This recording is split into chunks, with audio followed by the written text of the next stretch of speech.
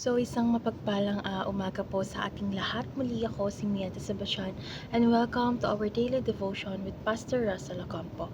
And today, our devotion talks about the Lordship of Christ over all our dreams. And our scripture is all about Matthew chapter 6 verse 33 NI version. So, but seek first His kingdom and His righteousness, and all these things will be given to you as well. So, ASND version naman po, ngunit unahin ninyo ang paghahari ng Diyos at ang paggawa ng tama ayon sa kanyang kalooban at ibibigay niya ang lahat ng mga bagay na ito.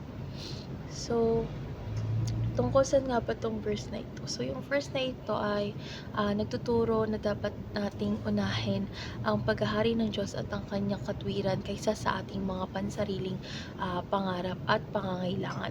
Kasi kapag inuna natin ang Diyos, siya ang magbibigay ng ating mga pangangailangan ayon sa kanyang kalooban.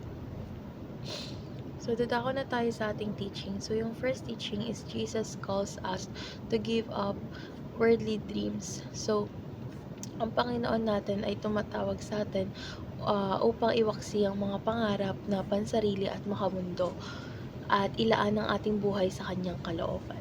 So second is Jesus requires us to focus on His kingdom. So ang pangunahing layunin natin ay dapat nakatuon sa pagpapalaganap ng kanyang kaharian at katwiran sa ating buhay at paligid. So last teaching is Jesus provides us everything we need. So kapag inuna natin kasi ang Diyos, siyang nagbibigay or magbibigay ng lahat ng ating pangangailangan higit pa sa mga bagay na iniisip natin na mahalaga. So, dadako na tayo sa ating application. So, yung first application is Dream God's Dream. So, dito, dapat nating itanim sa ating mga puso na ang mga pangarap ng Diyos ay higit pa sa mga makabundong hangarin. So, kung sa tingin mo, ang trabaho mo lang is teacher. So, pero kay God, isa kang mas mataas ka pa sa teacher. Kumbaga, hindi lang naman estudyante yung tuturuan mo, kundi lahat ng tao sa mundo. So, second is serve in the kingdom of God. So, dapat tayo maglingkod sa kanyang kaharian sa pamamagitan ng paggamit ng ating mga talento at oras para sa kanyang kaluwalhatian. So, last application is trust in King's provision.